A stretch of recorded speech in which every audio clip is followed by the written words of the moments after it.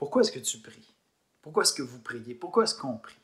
Il y a toutes sortes de formes de prières dans la Bible. Il y a des prières de louange où on est en train de dire à Dieu comment il est merveilleux, comment il est magnifique. Il y a des requêtes où on adresse des besoins à Dieu. Il y a de l'action de grâce. On remercie Dieu pour des choses qu'il nous a données, comme il a pris soin pour la nature. Il y a toutes sortes de formes à nos prières. Mais pourquoi est-ce qu'on prie?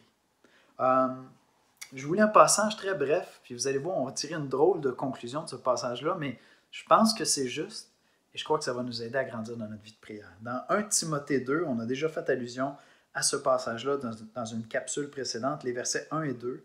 Paul dit, 1 Timothée 2, 1 et 2, « J'exhorte donc, avant toute chose, à faire des prières, des supplications, des requêtes, des actions de grâce pour tous les hommes, pour les rois et pour tous ceux qui sont élevés en dignité, afin que nous menions une vie paisible et tranquille, en toute piété et honnêteté. » C'est très large comme spectre. Paul nous dit qu'on devrait prier Dieu pour tous les hommes de la terre. Plus loin, il va dire même pour leur salut. On va prier pour ceux qui sont élevés en dignité, les rois, les gouvernements. C'est très, très large. Et ça m'amène à tirer peut-être une drôle de conclusion, mais je pense que c'est juste. On ne prie pas, premièrement, pour être exaucé. On ne prie pas, premièrement, pour voir les réponses à nos prières. Pourquoi est-ce que je dis ça? Bien, c'est parce que Paul me dit que je devrais prier pour tous les hommes. C'est clairement évident que je ne verrai pas les réponses à toutes ces prières-là. C'est absolument impossible.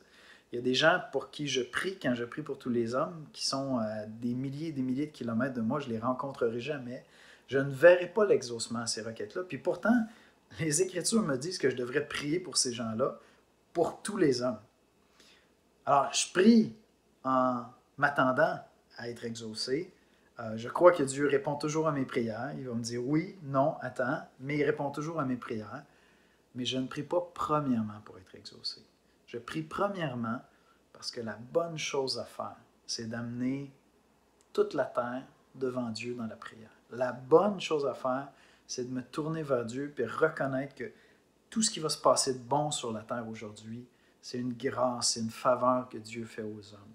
Je prie premièrement parce que c'est la chose sensée à faire, de me tourner vers Dieu puis d'amener des centaines, des milliers de requêtes à Dieu. Je veux premièrement l'honorer, le glorifier, dans l'attente qu'il réponde à mes requêtes. Mais il y a bien des requêtes pour lesquelles je ne verrai pas les réponses et je ne m'arrêterai pas de prier parce que je prie premièrement pour parler à celui qui mérite que je m'adresse à lui. Et je le prie avec foi en m'attendant à ce qu'il répond. Mais ça, c'est entre ses mains. C'est lui qui est bon, c'est lui qui est sage, c'est lui qui est souverain.